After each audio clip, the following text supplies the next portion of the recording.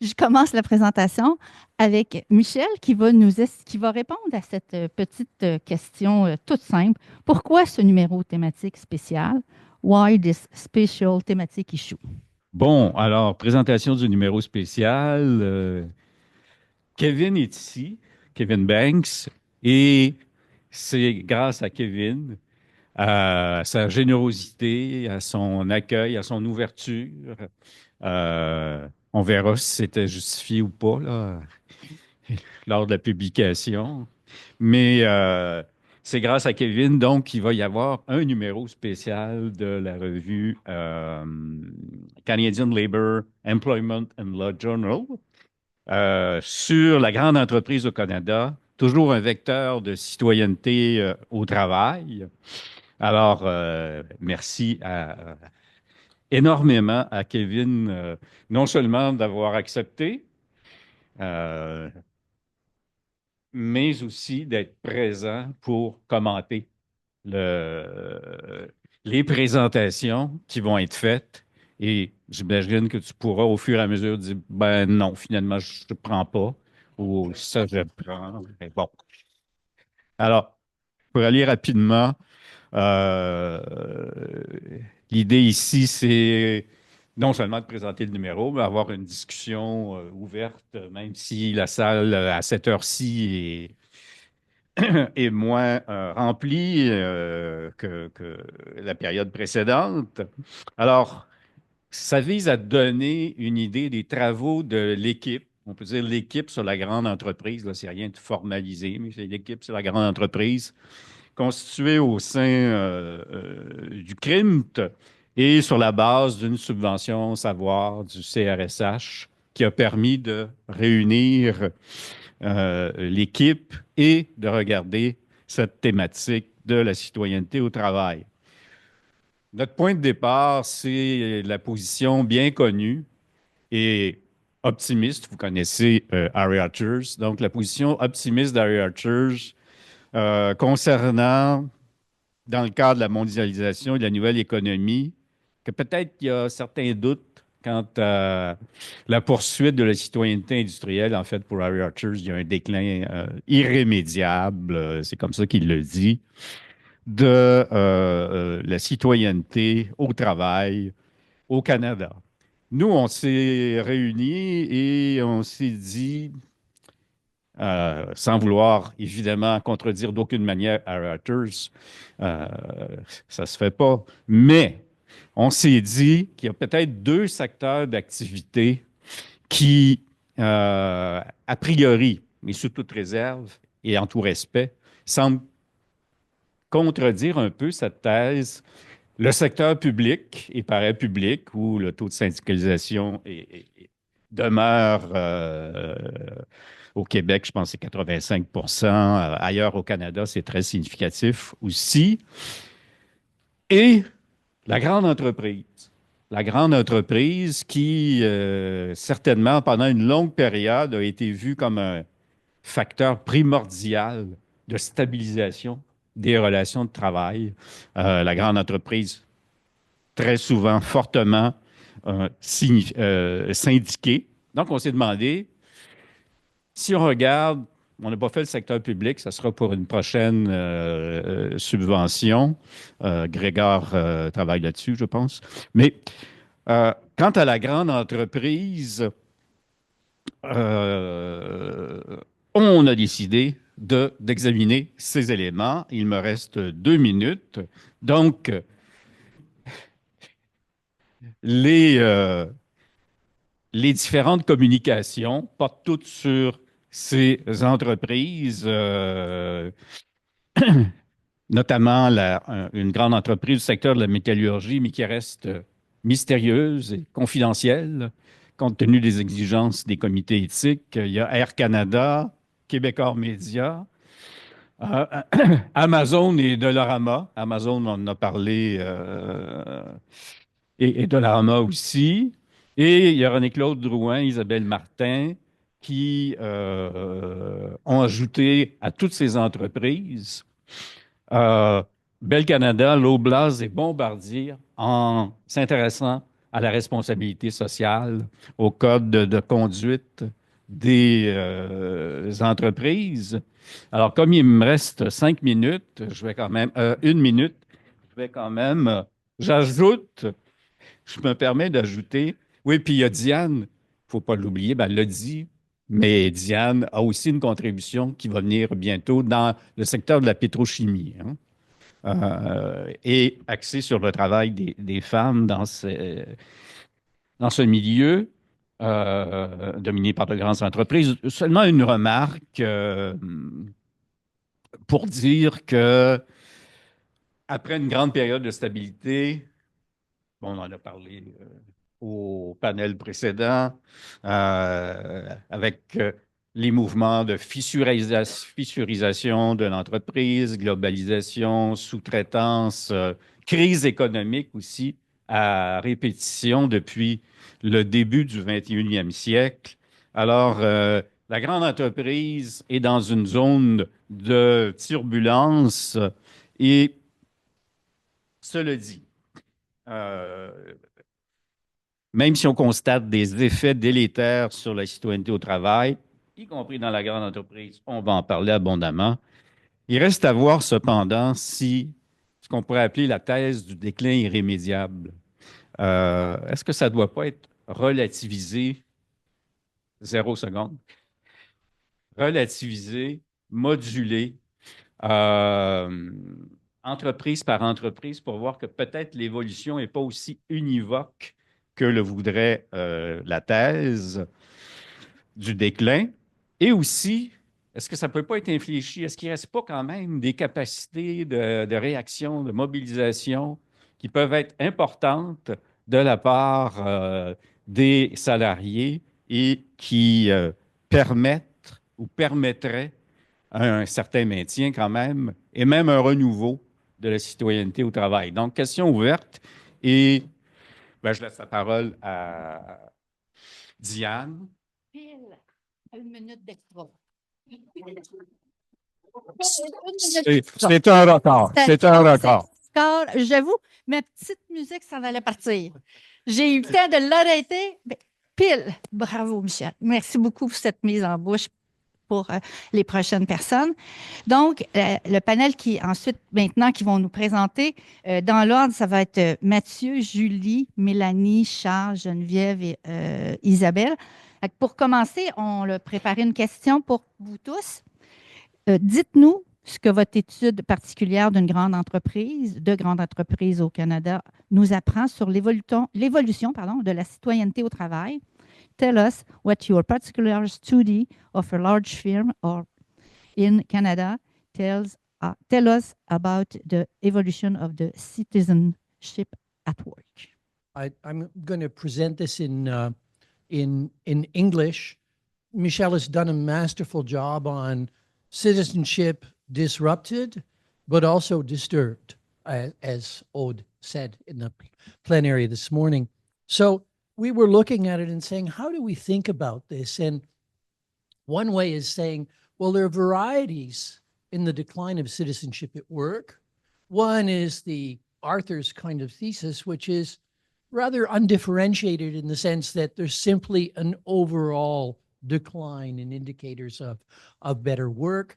Another one is that it's circumscribed, and that's basically a core and periphery argument. So you've got your core, and then you have a periphery which has increasingly variable conditions of work.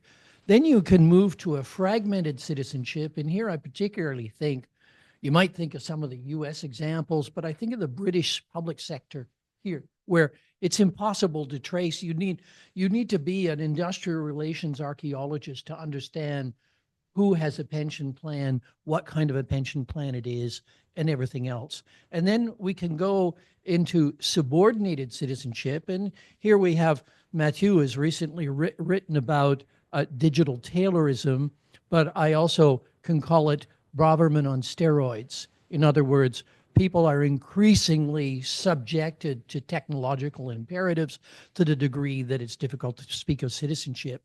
But then as we began to think of it, you say, well, are there counter narratives which we might try to investigate. And one was simply you want to enlarge the repertory of challenges. And here I'm going to cite the example of, say, Mélanie Dufour-Poirier and Jean-Paul Dautel's work looking at how health and safety becomes a big issue as you expand the range of things that you're trying to look at. Another one is a classic countervailing worker power. We talked about experimenting for union renewal this morning. So it's enlarging and enriching the sources of union power, which can come from different sources. A third idea would be around new public policy and regulatory mechanisms, going anything from constitutional rights to Europe's decent work pillars to a range of other public policy initiatives that can seek to promote better work. Fourth would be skills and social dialogue, and that is that the need to upgrade skills becomes a source of renewing citizenship. And finally, though I've just come from the session on the future of the firm and common good capitalism, we'll probably have to abandon that with Joel Balkin's blessing. But it's the idea here of Industry 5.0. In other words, we're going to be driven forward by an imperative to have sustainable HRM, and therefore that would be the source of change rather than some other source. Matthew, what did we find? Ben, nous, notre analyse s'est concentrée sur à peu près 15-20 ans d'une firme multinationale active dans la métallurgie, pour des raisons de données qui sont récoltées de façon primaire. On doit les garder anonymes.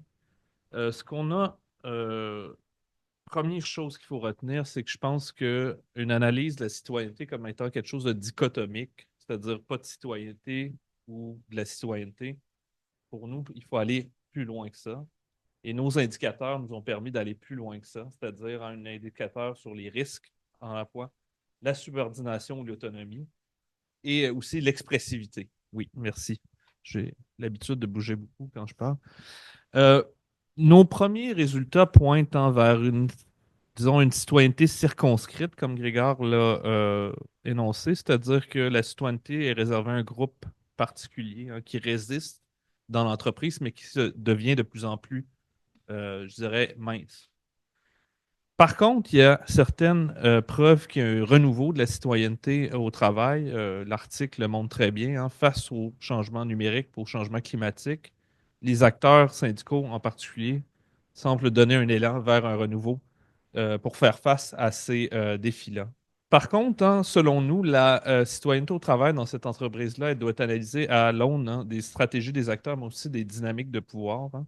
Il y avait une tentative de la part des gestionnaires de changer les contours de la citoyenneté au travail, mais ça a été résisté à bien des égards par les syndicats, pas parce qu'ils sont plus fins que les autres, mais parce qu'on l'a montré dans l'article, des ressources de pouvoir très élevées, pouvoir structurel en raison des marchés, puis de la technologie, puis de l'investissement en capital dans une firme multinationale qui est active dans un segment particulier, des ressources discursives, des ressources de coalition, mais aussi des ressources associationnelles qui ont permis à ces travailleurs-là et à leurs syndicats, parce qu'on dit leurs syndicats, on a analysé le cas comme des sites au Québec, mais c'est plusieurs syndicats, de résister, à vrai dire, aux tentatives de fragmentation, de fissuration de l'entreprise. Aussi, on doit mettre de l'avant que comment appeler Thickness, vous traduirez ça comment? L'épaisseur de la densité institutionnelle, voilà, je pense que c'est le meilleur mot, nous aide aussi à comprendre les contours fluctuants de la citoyenneté au travail. Il y a un contexte favorable institutionnel quand même où Global Metal Can est intégré dans un système où la finance publique de l'État, l'intégration de l'État, les syndicats aussi par le truchement de ces leviers institutionnels-là, oui, merci, sont en mesure de tabler, je dirais, ou d'amplifier ces ressources de pouvoir-là pour préserver une citoyenneté imparfaite, mais circonscrite, qui reste quand même stable malgré certains écueils, pardon. Limite et scénario alternatif, je pense que les variables les plus importantes, c'est est-ce que le site est syndiqué ou pas. Je je pense, pour la préservation de la citoyenneté au travail, même si les syndicats font des concessions, pour l'expressivité, à tout le moins, dans un aspect de la citoyenneté très important. Est-ce que les intérêts sont hétérogènes ou homogènes? Dans notre cas, c'est quand même des intérêts homogènes. On parle quand même d'un milieu de travail d'ouvriers, hommes, blancs, dans un milieu particulier où il y a vraiment une fierté aussi de l'appartenance ouvrière, hein, avec je dirais une identité assez stable. Euh, Puis le troisième facteur, hein, puis je pense que c'est plus pour le futur de la citoyenneté, c'est est-ce que, au-delà, disons, de l'environnement institutionnel, est-ce que pour faire face aux perturbations, il y aura une implication de l'État et institutionnel, hein, pour négocier ces changements-là? Puis on dit plus ou moins, parce qu'il semble que l'État, à tout le moins québécois, ne donne pas, je dirais, les ressources institutionnelles pour négocier ces changements-là très importants, climatiques en particulier, je dirais. Grégoire? Alors, Julie et moi, bon, on présente dans le numéro en langue anglaise, finalement, la synthèse de 3 articles qu'on a réalisés sur Air Canada. Et nous, on s'est centré sur les crises vécues par Air Canada depuis finalement le début des années 2000, mais en particulier la crise financière de 2008 qui a frappé durement le transporteur. Pourquoi? Parce que il était déjà en mauvaise position financière suite à l'acquisition de son principal concurrent en 1999, les lignes aériennes canadiennes, qui avait le 9/11 est arrivé par la suite. L'entreprise a pratiquement fait faillite et elle réussissait à redevenir profitable quand la crise financière de 2008 l'a ébranlé fortement. Donc, crise financière de 2008. Et l'autre crise qu'on a regardée, c'est la crise sanitaire du COVID qui, bien sûr, vous le savez, a touché tous les transporteurs, tous les grands transporteurs aériens partout sur la planète et Air Canada n'y a pas fait exception. Par rapport à la crise financière de 2008, on étudie l'impact qui est très négatif sur les droits des salariés d'Air Canada, droits qui sont remis en cause au niveau de la négociation collective pour tous les grands syndicats présents à Air Canada. Air Canada, c'est une entreprise qui est syndiquée mur à mur, là, très fortement syndiquée. Mais Air Canada a l'appui, c'est une des conclusions à laquelle on en vient dans nos études, a l'appui constant des différents gouvernants au niveau fédéral qui interviennent toujours au bon moment ou au mauvais moment, ça dépend comment on se place, pour aider le transporteur à se dégager de ses obligations vis-à-vis de ses salariés. Et par exemple, en 2008, grève générale successive des grands syndicats et Air Canada obtient une loi spéciale furibonde du gouvernement conservateur de l'époque et ça met fin au mouvement. En 2020, la crise sanitaire se produit alors qu'Air Canada est quand même en meilleure situation financière, mais ça n'empêchera pas la direction, toujours à la recherche du profit à court terme pour les actionnaires. On voit ça très souvent dans les rapports qui émanent d'Air Canada elle-même.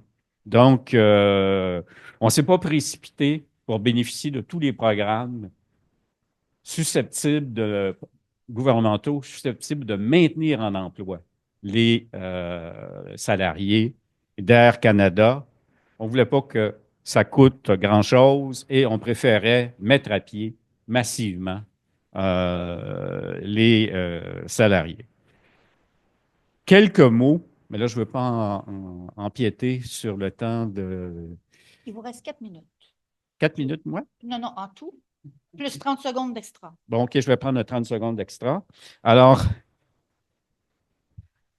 quelques mots quelques mots sur le concept de citoyenneté au travail. Nous, on est parti de l'étude classique de T.H. Marshall, date du début, la fin des années 40, début des années 50, où Marshall, mais se limitant strictement au contexte britannique et en étant un peu optimiste, disons qu'il n'avait pas prévu la période Thatcher aucunement, mais distinguait, et c'est très souvent repris évidemment, entre droit civil, droit politique, droits sociaux. Alors, même si Marshall s'intéressait peu à la industrial citizenship, il reprend certains passages des web. Pour lui, c'est l'État qui doit régler cette question-là. Ça se transpose, sa typologie se transpose très aisément dans les milieux de travail pour décrire l'état de la citoyenneté au travail. Les droits civils, ben, c'est des droits individuels qui permettent d'avoir accès à une procédure en cas de grief, en cas de discrimination, etc. Les droits politiques, ben, c'est les droits de participation, la négociation collective fondée sur les droits d'un groupement de salariés, négociation collective allant jusqu'à la grève et idéalement à des droits de codétermination. Finalement, les droits sociaux, ben, c'est les conditions de travail qui sont conférées aux salariés à un moment donné via les conventions collectives, via les politiques de l'entreprise. Et pendant un certain temps, des régimes de retraite très avantageux, 2 minutes, et tout ça a été remis en question à l'occasion de ces diverses crises. Je laisse maintenant à Julie le soin d'examiner la trajectoire globale de la citoyenneté au travail chez Air Canada. C'est une petite question. Tel que découlant en date de nos travaux sur l'évolution des rapports de travail chez ce transporteur. Une fois qu'on a identifié les dimensions de la citoyenneté du cadre théorique dans Marshall, dans notre article, on a aussi tenté d'utiliser en fait le cadre théorique que Grégor et Mathieu ont développé en complémentarité, mais pour étudier cette fois-ci l'évolution de la citoyenneté dans chacun de nos cas, dans chacun de nos articles. On a fait ça très brièvement, là. Mais donc, on a pu faire les constats suivants par rapport à notre étude chez Air Canada.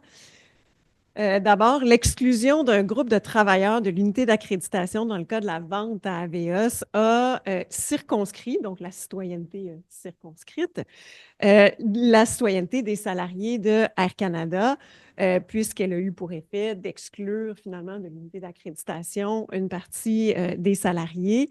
Il y a eu d'ailleurs plusieurs plaintes pour manquement au devoir de juste représentation pour l'entente qui avait été conclue entre Air Canada, oh là là, et Avios, donc la dimension politique de Marshall de la citoyenneté.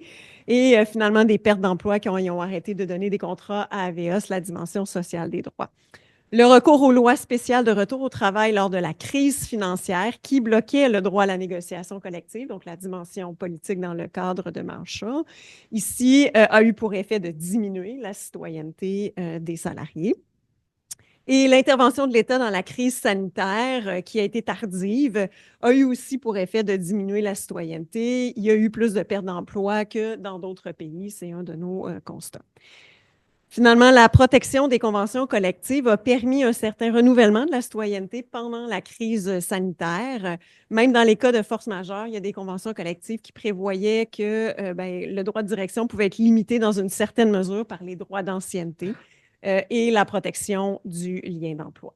Alors, ce sur quoi on voulait commencer, c'était revenir un petit peu sur le concept de citoyenneté industrielle active dans l'objectif qu'on lui a donné, qui était d'évaluer si en fait le système de gouvernance de l'entreprise favorise efficacement la participation du travailleur à la préservation et à la construction de sa santé au travail, et de voir comment finalement ce système de gouvernance permet de protéger la santé au travail, mais permet également de garantir une autonomie aux travailleurs dans la définition de ses besoins, dans l'accomplissement de son activité en termes de moyens, de marge de manœuvre, de créativité, de pouvoir de définir ses perspectives, son parcours professionnel en santé, et également de créer des conditions qui favorisent sa participation aux décisions qui le concernent. Et c'est vrai qu'à partir du moment où on a défini un petit peu ce champ, en tout cas d'intervention, de participation du travailleur, on s'est dit que ce concept était infiniment individuel.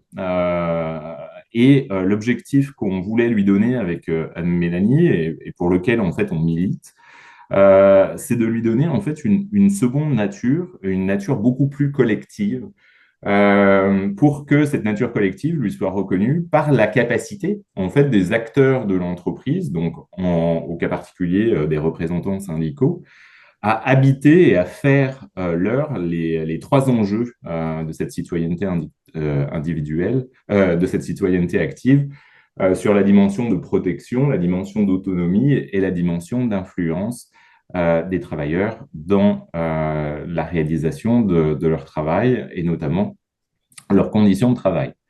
Et donc, à partir de là, notre objectif était de voir et d'étudier un peu les réflexions, les gestes qui étaient posés par ces acteurs de la représentation syndicale et de voir comment ils rendent possible, ils soutiennent, ils maintiennent la citoyenneté active des travailleurs au chapitre de la sauvegarde de leur santé et de leur dignité au travail. Et à notre sens, c'est vrai que cette approche est majeure, car dans une majorité des cas, l'approche régulatrice en SST est plutôt hiérarchique qu'intégrée ou participative. Et donc, notre volonté de découverte était de savoir si l'action syndicale se réalise comme une sorte de relais en interne, en intériorisant, en soutenant et en portant et en défendant les intérêts et les besoins des opérateurs du terrain, qui eux-mêmes, finalement, sous-tendent l'existence de cette même représentation syndicale. Et donc, je laisse Mélanie présenter les résultats. À la lumière de ce que mon collègue a exposé, le grand constat qui a fait sourciller, je pense, dans un premier temps, quand on a soumis notre article pour relecture à l'interne auprès des collègues, c'est qu'on affirmait qu'il y avait une immaturité des organisations syndicales en présence chez Air Canada, qui les empêchait d'être des acteurs de la régulation mature en matière de santé, sécurité au travail, de prévention. Et donc, qui les empêchait de saisir des pleines potentialités d'un droit de la SST en matière de prévention. Donc, il y a plusieurs éléments qui nous permettent de contextualiser cette immaturité des acteurs syndicaux en matière régulatoire au chapitre de la SST. D'une part, dans un premier temps, les problématiques recensées au chapitre des atteintes à la santé, non seulement se révélaient multiples, complexes, mais aussi multifacettes et polyformes, et leur démultiplication, particulièrement en contexte post-pandémique, leur rendait la tâche d'autant plus difficile. Pour être en mesure de les réguler dans une perspective davantage collective et collectivée, comme le mentionnait Jean-Paul, et donc d'être des acteurs capables d'habiter pleinement une citoyenneté industrielle active, mais surtout de façon collective. Donc, ce qu'on a remarqué aussi, c'est que lorsqu'il y avait des pourparlers qui étaient engagés sur une base patronale syndicale au chapitre de la prévention, on misait davantage sur des situations propres au harcèlement, la violence au travail et aux événements traumatiques. Et on a aussi remarqué, c'est un des grands constats de notre travail de terrain, que le législateur semblait avoir introduit un biais d'action en orientant les acteurs du travail à agir pour l'essentiel en prévention tertiaire. Donc ça, c'est un premier grand constat, je vous dirais, d'analyse. Un autre constat d'analyse, c'est on se questionnait donc sur la capacité des organisations syndicales à habiter collectivement cette citoyenneté industrielle active, et ce qu'on a remarqué, c'est que les problématiques qui étaient discutées, dont ils s'appropriaient, en matière de prévention, se rapportaient davantage à des problématiques propres à la personne, aux travailleurs, et non pas à l'intérieur du collectif, qui n'étaient pas propres, au collectif à l'intérieur duquel le travailleur s'insère et évolue. Donc, les acteurs syndicaux semblaient plutôt avoir cadré l'action régulatoire à privilégier au chapitre de la prévention à des enjeux principalement individuels et évacuaient de facto un dialogue qui pouvait s'arrimer davantage à des enjeux de fond qui étaient portés par les collectifs en entier eux-mêmes. Donc, une difficulté à s'éloigner de ces routines organisationnelles pour privilégier le traitement des problématiques, les causes en amont des problématiques qui survenaient dans les milieux de travail.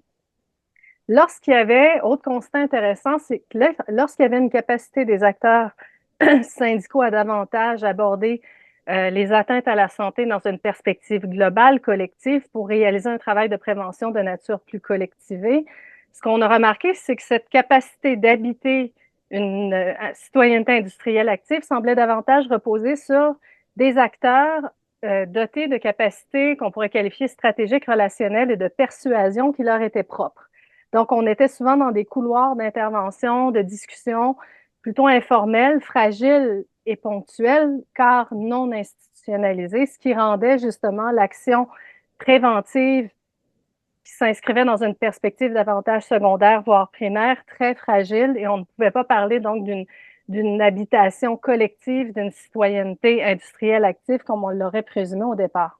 Ces difficultés se trouvaient exacerbées par ailleurs par un contexte de relations de travail difficile entre les acteurs, où il y a démultiplication de la présence syndicale, mais il y a aussi méfiance, opacité en ce qui a trait au partage des informations et, disons-le, déficit de crédibilité que les acteurs patronaux syndicaux s'imputaient respectivement dans un mode opératoire qu'on pourrait qualifier plus de confrontation.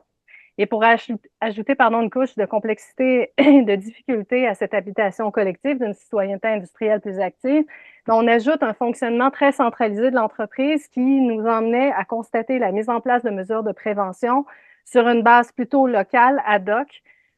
Donc, une difficulté de pouvoir agir de façon concertée au chapitre de la prévention et une difficulté du côté de l'entreprise aussi à pouvoir adapter les mesures de prévention qui siéraient davantage aux réalités en présence, par exemple dans un aéroport, par exemple à Montréal, à Toronto, etc., où les réalités de terrain sont différentes les unes des autres. Donc, un fonctionnement très centralisé de l'entreprise avec des mesures de prévention mais adaptées dans plusieurs cas de figure et une présence syndicale en termes d'action, de représentation et de prévention menée au chapitre de la SST qui suit ce modèle de fonctionnement très centralisé de l'entreprise, mais aussi qui suivait cette difficulté justement à pouvoir se concerter de façon intersyndicale pour agir de façon davantage coordonnée au moment de mettre en place des mesures qui auraient permis justement de collectiviser à la fois les enjeux SST, faire des enjeux de SST des objets de mobilisation fédérateurs, rassembleurs, qui auraient permis justement aux organisations syndicales de mobiliser, d'habiter collectivement cette citoyenneté industrielle de façon beaucoup plus musclée, de façon beaucoup plus intégrée, mobilisatrice, etc. Et à défaut d'avoir une telle maturité dans le jeu des acteurs, et je termine, j'ai vu le message de Grégor, à défaut d'avoir une pareille maturité du côté des organisations syndicales pour porter des actions de prévention de façon transversale, inclusive et intégrée, mais on ne peut qu'espérer que le législateur en arriverait un jour à corriger les lacunes de ces interventions et à proposer des actions éventuellement davantage axées sur la prévention de problématiques qui gagneraient désormais à être vues comme des enjeux organisationnels, des enjeux même propres à la santé publique et qui forceraient les acteurs du terrain justement à pouvoir davantage se concerter et à agir plus au chapitre de la prévention primaire. Merci, c'est acrobatique. Donc, on fait le grand écart avec si peu de temps. Merci, Diane. Merci, Grégor. Merci, M. Banks, aussi d'avoir accueilli ce numéro spécial. Moi, je vais parler de l'entreprise Québecor Média. Donc, je vais présenter les résultats de ma recherche sur l'évolution de la citoyenneté industrielle chez Québecor à l'aune des conflits de travail intervenus dans les années 2000, donc au Journal de Québec et au Journal de Montréal, donc essentiellement dans le domaine de la presse écrite. Et donc, simplement pour remettre en contexte, ça, je l'ai déjà présenté, du moins dans le groupe de la grande entreprise, mais l'idée, c'est qu'au début des années 2000, donc, Québecor souhaite modifier les conventions collectives pour essentiellement mettre fin à l'étanchéité entre les salles de rédaction au sein du même groupe corporatif. Donc, l'idée, au fond, c'est de créer un agrégateur de contenu pour pouvoir réduire le nombre d'employés et ainsi faire circuler les articles sur tous les médias du groupe et donc finalement rationaliser les ressources, notamment humaines. Et donc, le problème, c'est que les conventions collectives l'en empêchent parce que les conventions collectives protègent l'étanchéité entre les salles de rédaction. Alors, Québecor va profiter de l'expiration des conventions collectives et des conflits de travail, c'est-à-dire l'entreprise va décréter un lockout dans le but de modifier les conventions collectives. Et pendant le lockout, alors que les salariés sont à la rue, donc l'entreprise va mettre en œuvre son expérimentation institutionnelle, en quelque sorte, l'expérimentation patronale, qui est la mise en œuvre de l'agence QMI pour commencer justement à agréger les contenus pendant le conflit et ainsi publier le journal comme si rien n'était, comme s'il n'y avait pas de conflit. Alors, au Journal de Québec, vous voyez un peu la structure corporative qui est mise en œuvre. Là, c'est un peu chaotique. On crée l'agence nomade parce que Québecor voulait se débarrasser de la presse canadienne qu'elle trouvait trop onéreuse. Et donc, on crée l'agence nomade qui va devenir l'agence QMI. Là. Mais en gros, on fait affaire avec plusieurs entreprises de sous-traitance pour réussir à publier le Journal de Québec malgré le conflit. Et ça va réussir, hein, mais malgré tout, les salariés vont réussir à s'en tirer, je dirais, pas trop mal. On va le voir tout à l'heure avec l'analyse du contenu des conventions collectives. Mais là, ça c'est en 2006-2007. Lors du conflit, c'est un peu le réchauffement, c'est l'avant-première, on se pratique. Et lors du conflit au Journal de Montréal, là, on va vraiment mettre en œuvre l'agence QMI qui va permettre d'agréger le contenu à travers tous les journaux du groupe pour alimenter cette fois le Journal de Montréal pendant le conflit. Et là, le conflit va vraiment s'éterniser et les salariés, ça va être une défaite syndicale cinglante, c'est-à-dire qu'on va passer de 253 à 62 salariés au sein du Journal de Montréal et avec une convention collective nettement réduite. Donc là, c'est ce qu'on va voir parce que à partir de ce contexte, moi, ce que j'ai fait, c'est que j'ai repris les dimensions de la citoyenneté industrielle qui ont été présentées tout à l'heure par Michel et Julie pour analyser le contenu des conventions collectives. Là, j'ajoutais une bulle pour dire que le Journal de Québec lui-même fournit des textes à l'agence QMI pendant le conflit pour permettre d'alimenter le Journal de Montréal. Et donc, mais moi, ce que je fais ici, c'est que je reprends les dimensions inspirées de Marshall, mais pour faire un peu un portrait avant et après le conflit, à la lumière du contenu des conventions collectives et, 4 minutes, merci, et du contexte général là, que je viens de décrire. Et là, l'idée, c'est de faire un portrait d'ensemble pour voir s'il y a vraiment un déclin de la citoyenneté industrielle. Donc, j'attire votre attention sur la dernière colonne. J'ai qualifié simplement là, de déclin modéré la perte d'un droit qui peut se rattacher à la citoyenneté industrielle, donc qui fait partie d'un portrait là, de déclin de citoyenneté industrielle. Mais modéré, ici, ça veut simplement dire que de manière isolée, cet élément-là, s'il était seul, on ne parlerait pas nécessairement de déclin de la citoyenneté industrielle. C'est juste un droit de perdu. Un exemple, c'est le retrait de la clause de statu quo ante. Donc ça, la clause de statu quo ante, c'est le salarié conserve son salaire en attente de la décision de l'arbitre de grief, malgré le fait qu'il a été congédié. Alors, le retrait d'une clause comme ça, c'est une perte d'un droit procédural. Donc, je l'ai mis dans la dimension civile de la citoyenneté industrielle. Mais s'il y avait seulement ça, on ne parlerait pas nécessairement de déclin général de la citoyenneté industrielle, mais ça fait partie du portrait d'ensemble. À l'inverse, lorsque je parle de déclin sévère, là, c'est lorsqu'on vient carrément paralyser là, tout un pan ou toute une dimension de la citoyenneté industrielle.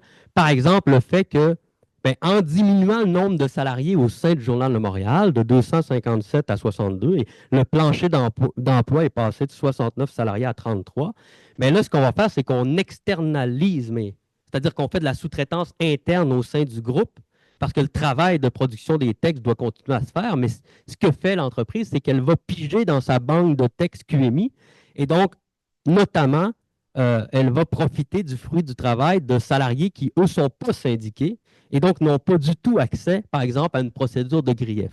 C'est pourquoi là, je vais le qualifier de déclin sévère de la citoyenneté industrielle.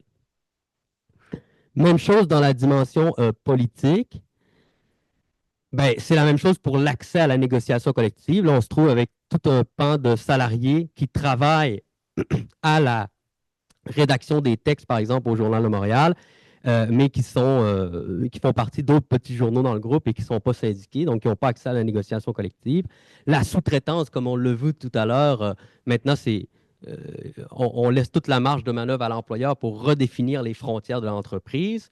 Et dernière catégorie là, que j'ai mis, c'est entre le déclin modéré et le déclin sévère. J'ai mis un déclin marqué lorsque on ne vient pas paralyser tout un pan de la citoyenneté industrielle, mais où, de manière isolée quand même, on peut parler d'un déclin de la citoyenneté industrielle dans un aspect, par exemple, dans la dimension politique, quand on parle du contrôle de la profession, de la ligne éditoriale du journal et de l'éthique professionnelle par les journalistes, bien là, on a vraiment plusieurs clauses de la convention collective, 2 minutes, merci, qui ont été modifiées pour donner plus de marge de manœuvre à l'employeur. Par exemple, plus grande facilité à utiliser les cadres pour faire le travail des non-syndiqués, des syndiqués, pardon. Ensuite, entière discrétion en ce qui a trait au contenu du journal, à la ligne éditoriale, plus de contrôle sur la profession journalistique elle-même, sur les promotions, toutes les contraintes qu'on trouvait dans les conventions collectives encadrant les promotions ont été enlevées ou du moins nettement réduites. Et l'employeur peut décider qui est pupitreur, par exemple, alors qu'avant, c'était encadré par la convention, etc. Et là, vous voyez, de manière générale, c'est beaucoup moins pire là, du côté du Journal de Québec que du côté du Journal de Montréal. Mais quand même, lorsqu'on regarde la dimension sociale de la citoyenneté industrielle, il y a aussi un déclin général, c'est-à-dire qu'on a des pertes de salaire et d'avantages sociaux. On paye, c'est-à-dire qu'on va demander aux journalistes de travailler plus d'heures par semaine sans augmenter le salaire hebdomadaire. Et dans les conditions d'exécution du travail, on va venir pressuriser davantage les journalistes, c'est-à-dire qu'avec le travail multimédia et multiplateforme, on en demande plus aux salariés. En gros, dans la dimension sociale, là, ce qu'il faut retenir, c'est qu'on demande plus aux salariés avec moins, de faire plus avec moins, en fin de compte. Alors, voilà. Il me reste 1 minute. Je vais en profiter pour mentionner que, plus le 30 secondes d'extra, donc je vais simplement en profiter pour mentionner que si on compare... Pardon? Ah, il est passé, j'ai fini? OK, ben OK, parfait. Alors, si je reprends un peu l'hypothèse qui a été mentionnée par Michel tout à l'heure, c'est-à-dire celui du déclin de la citoyenneté industrielle au sein de la grande entreprise.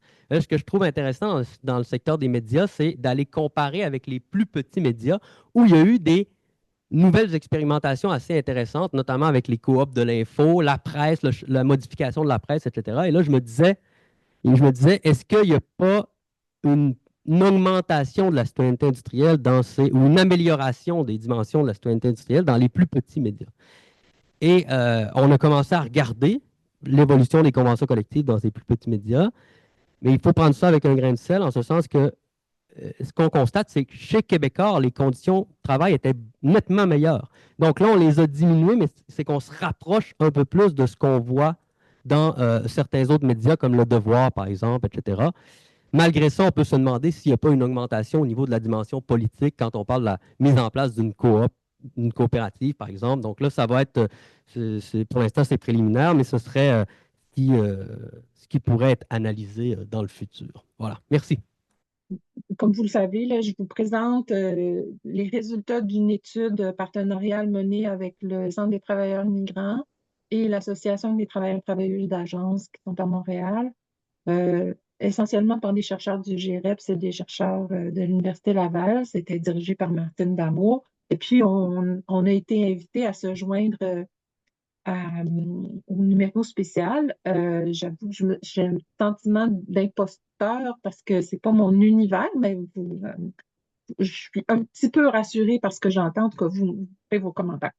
Alors, ben, évidemment, ce sont deux grandes entreprises, là, Dolorama et Amazon, qui sont étudiées. On s'est intéressé aux conditions de santé et sécurité dans ces entrepôts-là par trois moyens dans cette recherche partenariale. D'abord, le recours à un comité aviseur créé, formé avec des travailleurs de ces entreprises-là ou d'anciens travailleurs.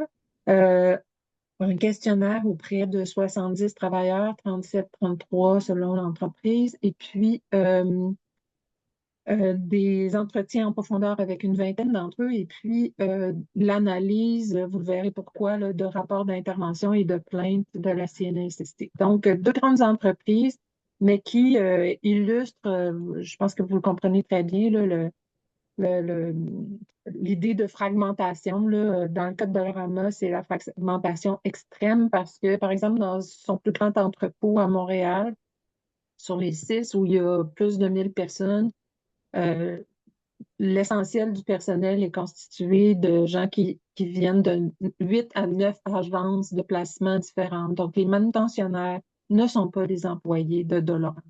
Donc, une externalisation là, quasi totale de ce côté-là. Quant à Amazon, le personnel d'entrepôt ce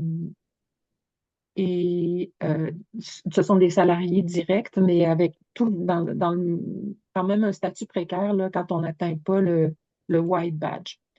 Donc, pour analyser toutes ces données-là sous l'angle de la citoyenneté, j'ai retenu une série d'indicateurs qui étaient accessibles via nos données, puis qui, en fait, donc, concernent l'influence individuelle ou collective sur les conditions de réalisation du travail, l'usage d'un nouveau droit à la participation représentative en matière de santé et sécurité avec la loi modernisant le régime de santé et sécurité du travail, et finalement, ben, l'usage des droits sociaux via la possibilité de faire une plainte à l'inspectorat, puis qu'est-ce qu'il en advient. Donc, tout ça, c'est inspiré par un modèle qui lui-même, de loin, est inspiré par Marshall, puis par Jane Jensen. En fait, le modèle de Eric Tucker que Rachel Cox et moi-même avons appliqué à une analyse de la réforme du régime de prévention en santé et sécurité. Donc, on a voulu en faire une extension, mais vous comprenez que quand à la fois le droit à la participation représentative est faible en matière de santé et sécurité et que les droits sociaux et leur contrôle est aussi faible, on est dans une situation de citoyenneté soumise au marché, contrairement à ce qui est attendu d'un modèle de citoyenneté industrielle publique, là, quand l'ensemble de tout ça, c'est pas. Puis donc, ce qui frappe ici, c'est l'écart entre les droits supposés, ce qui est écrit dans les lois, puis leur mise en œuvre réelle. C'est tout à fait la phrase prononcée par Judy Fudge, c'est-à-dire que des droits sans pouvoir, ça veut rien dire, ou à peu près, hein, je paraphrase. Donc, moi, je suis une adepte de la théorie du pudding, c'est-à-dire que sa preuve, c'est qu'on le mange. Et donc, si on juge la citoyenneté d'après son résultat, on peut dire qu'elle est très, très limitée. Donc, simplement quelques résultats là, quant aux risques auxquels les travailleurs de ces entrepôts-là sont exposés.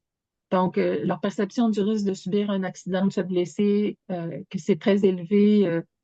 Chez Dollarama, près de 70% sont tout à fait d'accord. Puis chez Amazon, qui pourtant est supposé avoir des technologies beaucoup plus avancées, etc., ben, c'est à 48,5%.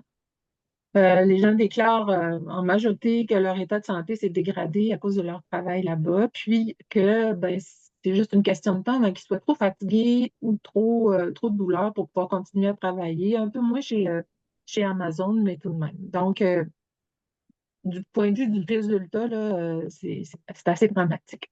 Alors, si je prends le premier angle, là, je ne vais pas passer dans tous les résultats, mais simplement pour vous dire, en termes d'autonomie individuelle, c'est fortement limité par les quotas, donc un mode d'organisation du travail chez Dolorama dû à la faible sécurité d'emploi, étant donné qu'ils sont des travailleurs d'agence. Le rôle des superviseurs peut mener à ce que leur emploi soit terminé. Puis chez Amazon, ça passe par des données qui sont générées en temps réel par des dispositifs électroniques. Donc, les quotas sont assez souvent difficiles à respecter. Il y a du harcèlement qui est vécu quand c'est directement par le superviseur que ça passe. Et puis, dans les deux cas, là, des fortes proportions de pas être pas avoir se sentir à l'aise de rapporter à son superviseur des problèmes de santé et sécurité.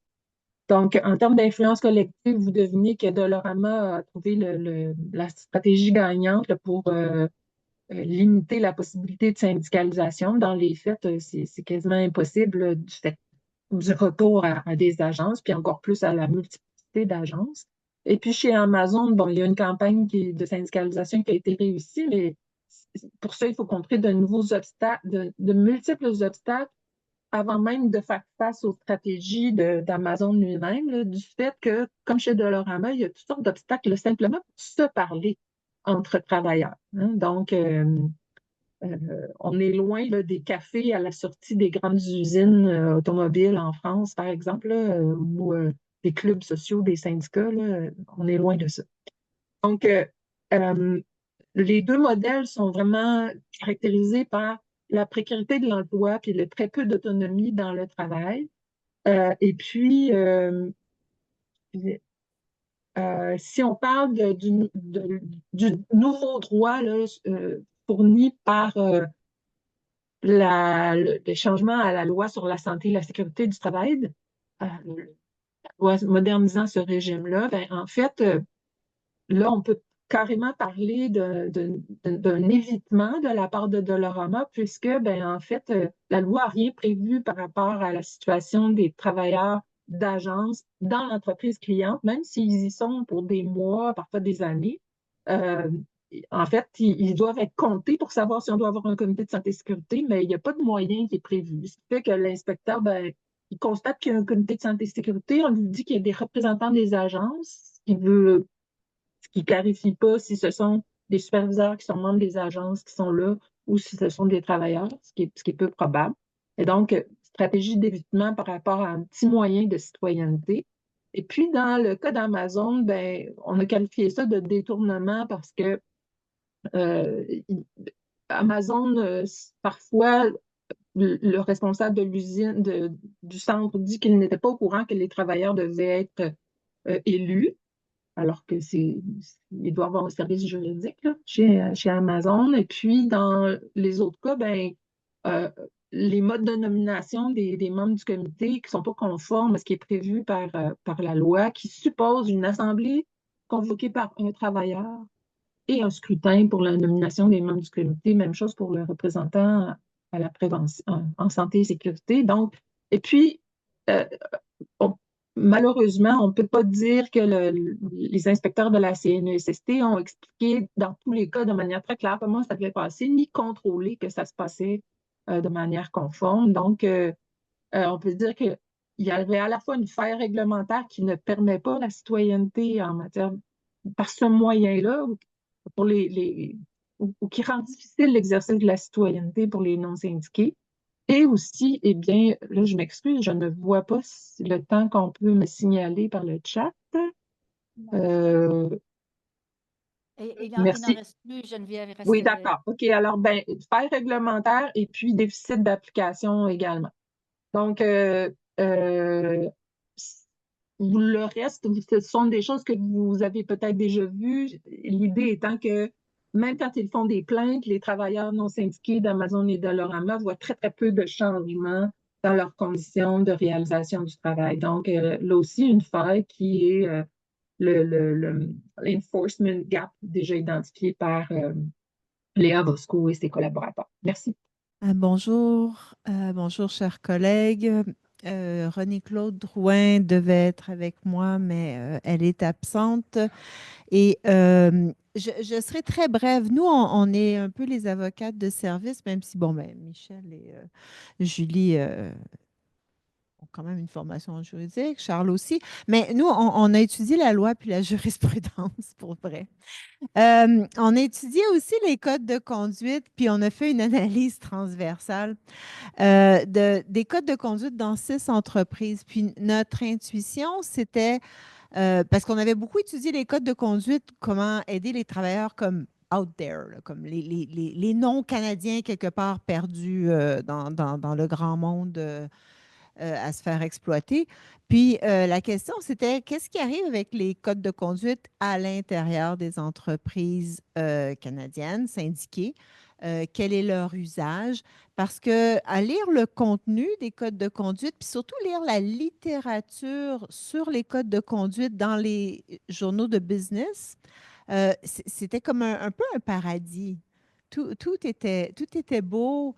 Il y avait des beaux droits dedans. Puis même dans les journaux, je ne sais pas quel code de conduite ils ont lu, mais en tout cas pas les 6 que nous, on a regardés. La liberté d'expression, d'association était garantie à 86 dans la plupart des codes de conduite canadiens. Mais ce n'était pas le cas dans les 6 codes de conduite. On en avait aucun qui mentionnait la liberté d'association et le droit à la négociation collective. Par contre, santé et sécurité au travail était bien représentée, de même que prévention contre le harcèlement psychologique et droit à l'égalité aussi. Donc, on voit quand même une citoyenneté au travail à géométrie variable, mais pour les objets là, de ce qu'elle protège. On a analysé ensuite comment les codes de conduite étaient dans la jurisprudence, étaient appliqués. Puis notre question, c'était est-ce que c'est un instrument de citoyenneté au travail ou est-ce que c'est un vecteur de pouvoir managérial? Puis tantôt, quand Grégor disait there's going to be sustainable HRM, so everything's going to be all right. C'est pas tout à fait fair, mais ça ressemble un peu à ça. Là, considérant que les ressources humaines aiment beaucoup procéder par des codes de conduite, on trouvait intéressant de voir qu'est-ce qu'il en arrivait. Mélanie et Jean-Paul ont aussi souligné l'approche participative de la SST versus l'approche hiérarchique, mais ça se posait aussi encore en question. Donc, dans la jurisprudence qu'on a étudiée, c'était très intéressant de voir l'interaction, ça c'est comme un thème juridique extraordinaire, l'interaction entre les sources de droit. Les juristes sont passionnés dans la salle, peut-être pas les autres. Entre donc les codes de conduite, les normes énoncées dans les codes, les normes dans la convention collective, le droit à l'arbitrage de grief et les lois minimales au travail. Puis là, donc, on analysait des codes de conduite et des entreprises pan-canadiennes, sauf pour le Journal de Montréal, mais je vais y en parler tantôt.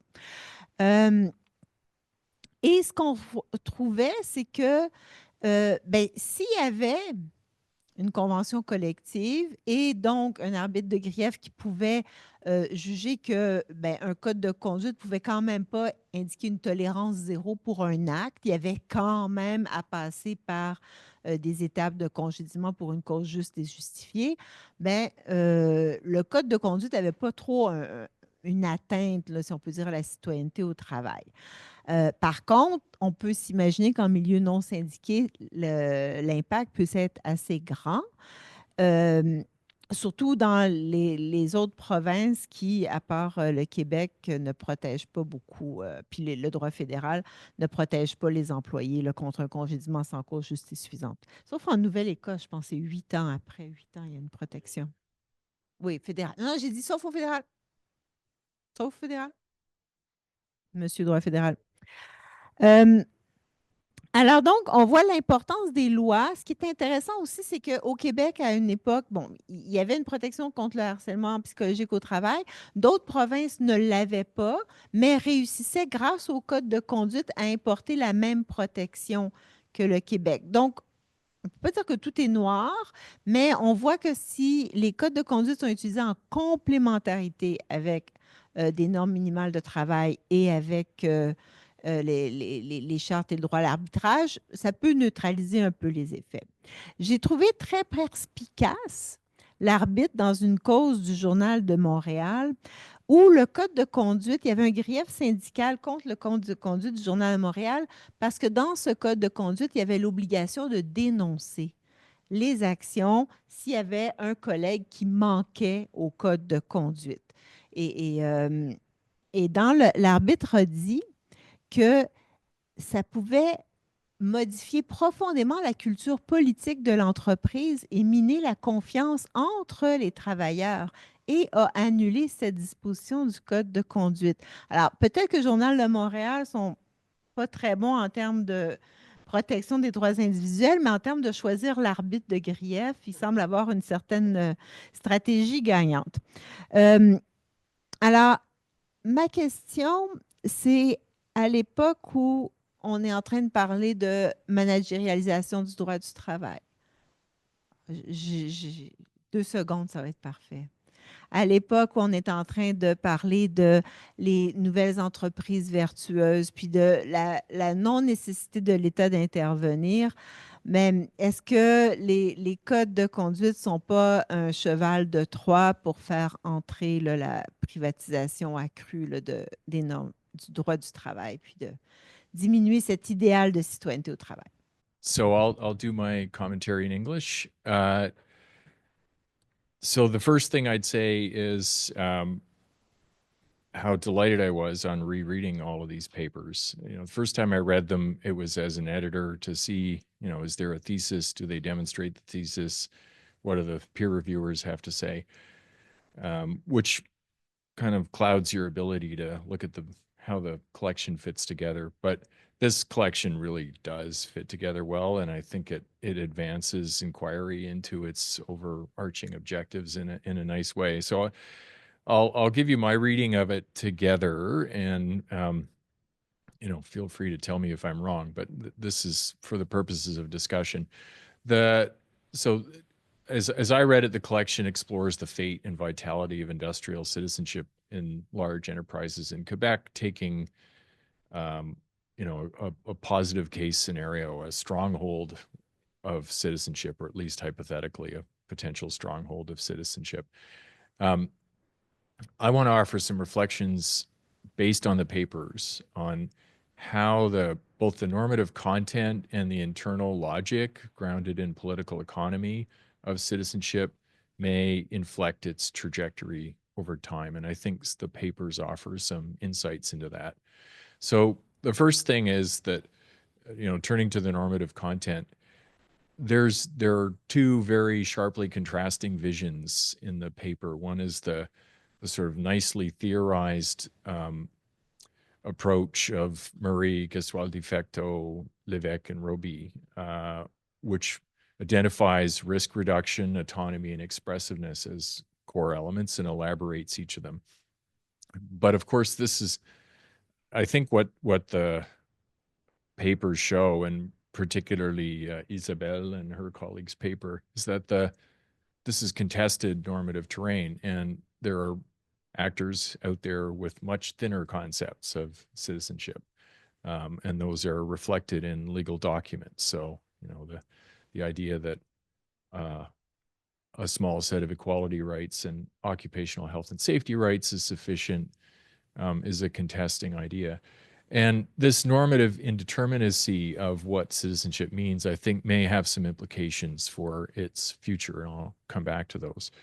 The second thing is the kind of internal logic or the dimensions of citizenship. So drawing on Marshall's work, a number of the papers, and probably in the most detail, Michel and Julie's paper, outline the kind of civil, political, and social layers of the concept, and apply it in the work context by elaborating an idea of civil rights based on the rule of law, the capacity to enforce your rights, political rights as expression and representation at work, largely grounded in access to collective bargaining, but other mechanisms as well. And then social rights, the suite of substantive rights, including job security, rights to pay, and so on. And together, these respond to varying degrees and in varying ways to the normative aspirations of a full concept of citizenship. So I want to press on that analogy to Marshall's framework a bit to highlight some of the logic, the internal logic of citizenship at work. So if you compare citizenship at work to citizenship, which was what Marshall was initially talking about, there's a bigger role for legal pluralism, I think, in the work context. There's a greater diversity of legal orders. A lot of it's privately negotiated. So that's one observation. Another is that, as critiques of Marshall's framework have pointed out, these three layers of citizenship are indivisible in many ways as a practical matter. And in particular, the viability of civil and political rights depends on the substrate of social rights. And I think this is even more the case for citizenship at work, where, unlike citizenship, at least in modern democratic polities, there can be contingency of status encoded into law through private negotiation in the workplace, right? And we see this where workers are contingent workers, the entire edifice of their citizenship is at risk. So, those negotiations that encode contingent worker status into law are taking place in a political economic context. And of course, the greater the political economic instability of a particular industry or the propensity towards crisis, the more likely you are to need law to reinforce your status, and the less likely you are to get that reinforcement. So there's a kind of vicious circle that can get going. We also see that as in social rights, more broadly with respect to citizenship, the enactment of legal norms depends on state action, but especially so in the workplace because of the inherent inequality of bargaining power. So, I think this is a commonplace among industrial relations and lawyers, industrial relations specialists and lawyers, that, you need direct enforcement agencies and you need enabling regimes for collective bargaining. So the case studies, I think, kind of illustrate some of this interdependency between the different layers of rights. The Amazon and Dollarama warehouse workers enjoy a very diluted, if any, citizenship. And this is in part reflective of corporate strategy for competitiveness, and interestingly, reflected in insufficiency of state enforcement, and in fact, apparently lower enforcement levels than are made in the unionized workplace. So how is it? I think there's an interesting story there. That the presence of unions actually seems to affect the efforts of the state in enforcing the law as well. We see a similar story in journalism, where the working conditions deteriorate in response to a crisis in the industry. Similarly in Air Canada, both industries involving large enterprises with a long-standing union presence. And we see a reluctance on the part of the state in both cases, but particularly in the Air Canada case, to deploy its influence to shore up the legal frameworks that support citizenship. So against those case studies, the metalworking firm studied by Greger and Mathieu might even be seen as an exception proving a rule. You have a very large immobile capital investment based on a natural resource benefiting from cheap energy as well in a region with high union density. So these are, about as ideal a context as you could hope to find. At the same time, when you call on at the same time as all of this is happening, I should say, that there are greater demands on citizenship frameworks. And I thought the Dufour, Poirier, and Dautel article was really interesting in showing some of the new challenges that are placed on the institutional frameworks that deliver citizenship at work. A greater awareness of mental health and safety issues seems to be straining the capacity of these systems to deal with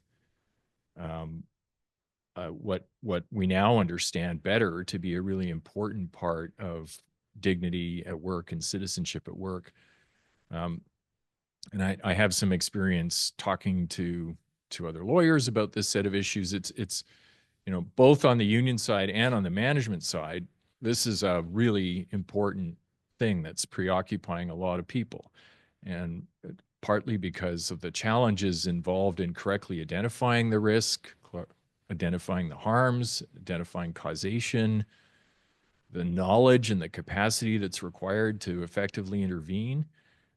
These are more demanding problems in some ways than dealing with physical risks to physical health and safety. And of course, sometimes needs for highly individualized interventions. So, these new pressures and demands are being loaded onto a system that's already strained. Okay, so now I'm starting to sound like Harry Arthurs. I think maybe justifiably so, but I don't think that the only story that this collection of papers tells is one of the effects of financialization, globalization, tech change, and fishing and so on, eroding citizenship. I think implicit, for example, in Julie and Michel's analysis is a critique of the federal government's response to the financial crisis and to the crisis of the COVID pandemic. That there are examples of when state support is offered to large enterprises, where it can be deployed to restore and advance citizenship. Other countries did more, and there are possibilities to do more. Why waste a good crisis, especially if you're bailing someone out? I'll just add that Greger and Mathieu point to several aspects of the political economic context that might supply some more room to support citizenship at work. New forms of countervailing worker power, deepening institutionalization of human rights discourse in Western democracies, growing reliance of advanced industrial economies on skills and continuous learning. And elsewhere, I've pointed to things like the dependence of the global economic system on the purchasing power of North American and European middle classes, who are mostly made up of workers, and I should say on the job stability of those people in order to make these purchases. And the fact that even those in the professional and business classes who have children, they depend on the public institutions that support the freedom and dignity and equal opportunity of workers, if not for their own benefit, for the benefit of their kids. 30 seconds. How do we get onto this trajectory? Here I come back to the normative indeterminacy question. I think it maybe requires a renewed vision of citizenship at the state level. and to defend it against attempts to fragment and contain and subordinate it. And so that it can serve as a support for citizenship at work, but also as a benchmark, a source of critique for what goes on in the workplace. So I'd see there's a need maybe to integrate into this kind of vision the kind of supports for workers, social insurance that enables freer participation in labor markets and so on, and a way of mobilizing people around this. So that's it. Je vais juste dire que c'est tout à fait intéressant parce que c'est la première fois qu'on voit tous les textes ensemble de cette manière et les commentaires de Kevin sont particulièrement intéressants à ce propos parce que ça nous permet un autre regard et le fait de faire le lien. Moi, en lisant les textes, j'étais frappé dans un premier temps par le caractère un peu hétérogène au plan conceptuel, mais peut-être on peut le convertir en richesse parce qu'on voit certaines tensions et je pense que Kevin l'a bien souligné dans l'indétermination normative qu'il a souligné par rapport au c'est ce qui ressort du texte, mais aussi peut-on dire que la notion de citoyenneté au travail, largement entendue, et certaines, que ce soit Mélanie et Jean-Paul, que ce soit Mathieu et moi ou d'autres ont ressenti, et ça, là, il y avait des versions intérieures du texte de Charles qui allaient beaucoup dans la compréhension du métier et la défense du métier. Et si on fait référence à Ruth Dukes et Wolfgang Streeck qui ont travaillé aussi, Michel a fait plusieurs observations à ce propos, c'est parce que eux, ils voyaient la porte de sortie pour la citoyenneté, son développement, par le métier, par la profession. Et pour les journalistes, c'est particulièrement intéressant, mais un peu déprimant en même temps.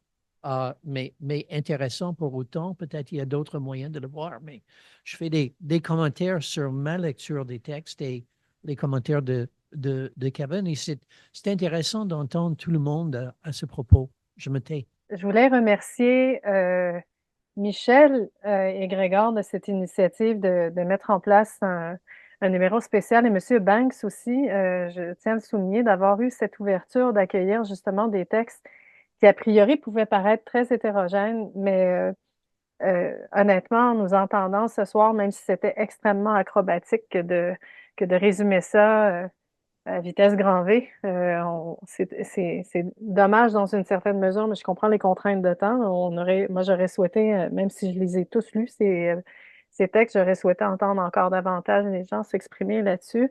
Je salue l'ouverture d'esprit de M. Banks en tant qu'éditeur d'une revue en droit, d'avoir accueilli des contributions qui, en nous entendant, me semblent très hétérogènes, mais aussi très... elles pointent vers un point de discussion qui m'apparaît fondamental. C'est toute la question de la centralité de la citoyenneté, comme on l'a dit, chacun à notre manière, avec notre paire de lunettes différentes. Mais aussi avec notre coloration qui nous est propre. Et ça, je vais reprendre terminologie qu'on emploie souvent, Jean-Paul et moi. On est en train de co-construire une compréhension commune d'un objet qui gagne à être abordé de façon transversale, inclusive et interdisciplinaire. Et je trouve ça fantastique. Il y a le droit, certainement, qui peut nous permettre de comprendre la citoyenneté industrielle, mais il y a d'autres disciplines, puis je pense qu'on l'a démontré, puis ça s'inscrit dans l'esprit du crime, tout aussi, puis dans l'esprit du grand projet de Michel. Donc, je nous félicite collectivement, puis je nous remercie, si je peux dire, d'avoir souhaité nous lancer dans le bain, dans la piscine d'un projet qui, a priori, était un peu effrayant, disons-le. On se demandait comment on allait pouvoir remplir cette mission avec brio, mais je pense qu'on l'a fait. Puis je suis contente de cette belle contribution au projet de Michel aussi, je pense. Voilà. Donc, merci à tous. Moi, j'espère qu'on pourra peut-être tenir plus qu'un atelier d'1h30 pour discuter de ça, parce que je pense qu'il y a lieu de poursuivre dans cette veine pour construire notre compréhension en commun de ce que la citoyenneté industrielle peut peut-être donner comme réflexion en prospective dans une perspective interdisciplinaire. Voilà, merci. Thanks for the interesting session. It was great to hear so much about citizenship. What I heard less about was the large firm in Canada. So I'm just wondering, kind of, I guess in industrial relations theory, there's this idea that large size is conducive to the trappings of industrial citizenship.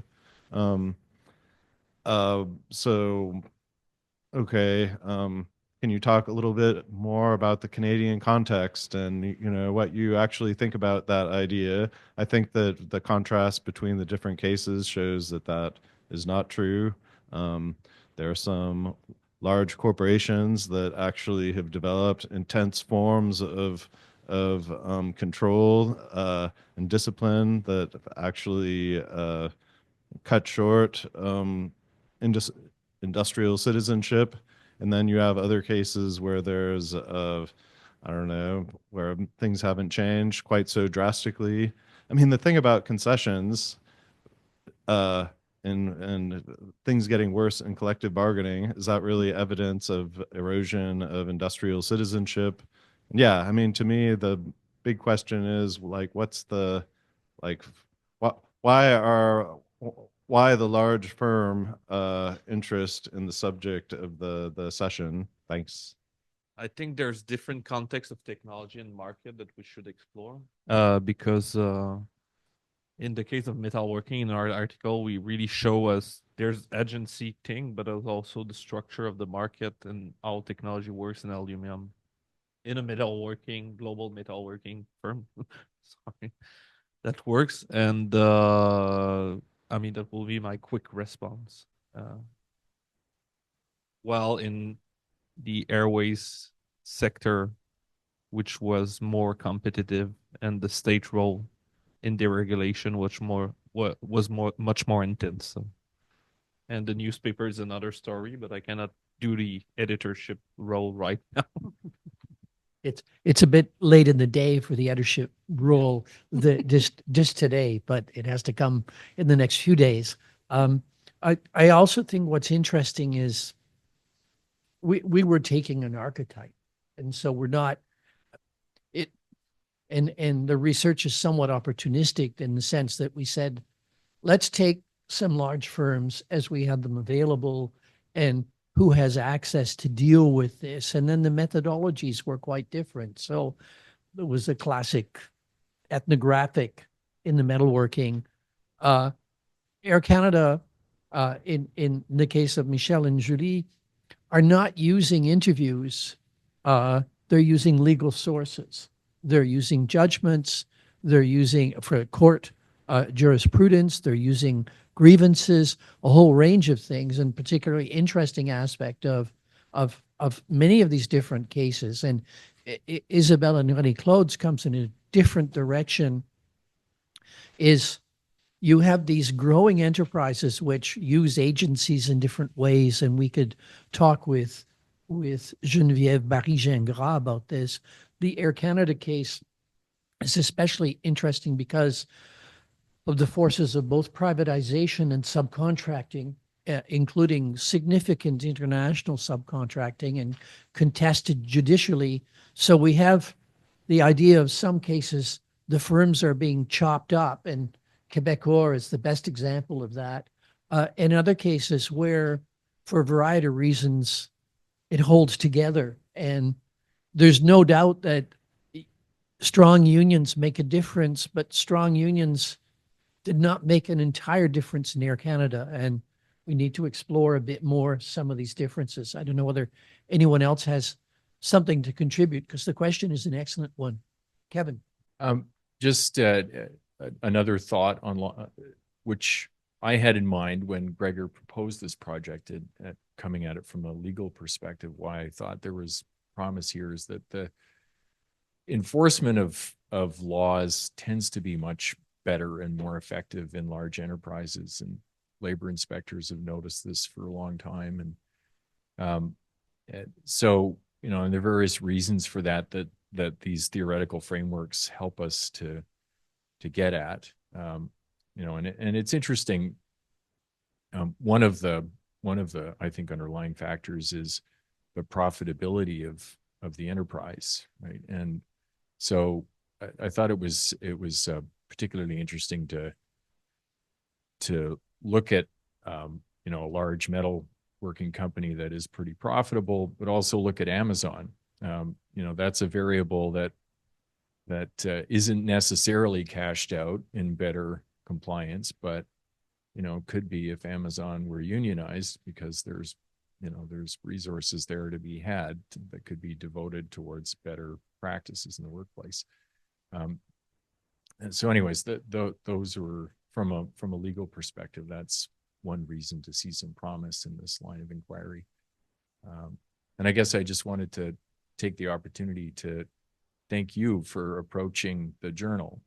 We're very interested in interdisciplinary inquiry and actually very proud to publish this collection. So. À la suite de ce qui vient d'être dit, ce qui m'a frappé en analysant les rapports d'intervention d'inspecteurs chez Amazon, c'est la grande capacité de l'entreprise. Puis Dollarama était dans la même situation, à fournir des procédures, à montrer, oui, nous avons une politique pour ceci, oui, nous avons une norme pour cela. Et donc, ça rejoint l'une des présentations qui a été faite tout à l'heure. Et puis, malheureusement, dans au moins un cas, c'était suffisant pour l'inspecteur, c'est-à-dire qu'il suffit que l'entreprise soit capable de montrer qu'elle a une procédure, mais on ne vérifie pas si elle est appliquée, ce qui, de toute évidence, n'était pas le cas. Là. Bon, c'est la même chose pour le harcèlement. Ce qui est contrôlé essentiellement, puis ça a été dit aujourd'hui par Geneviève Richard et puis Guillaume, je m'excuse, je me souviens pas du nom de famille. C'est cette capacité-là. Puis je pense que les grandes entreprises ont cette capacité-là de répondre à des obligations en termes de processus plutôt qu'à des obligations, puis en se débarrassant de l'obligation substantive là, des conditions réelles de travail. Et puis ça, c'est le piège, là, parce que puis Amazon peut toujours se décharger sur ses sous-traitants en disant, nous, on exige ça d'eux. Maintenant, s'ils le respectent pas, c'est pas nous qui devons être chicanés. Voilà. Merci beaucoup. Merci beaucoup à toutes les personnes qui étaient avec nous via le lien Zoom. Merci à tous nos panélistes. Merci, Kevin Banks. Et bonne soirée. On se revoit demain matin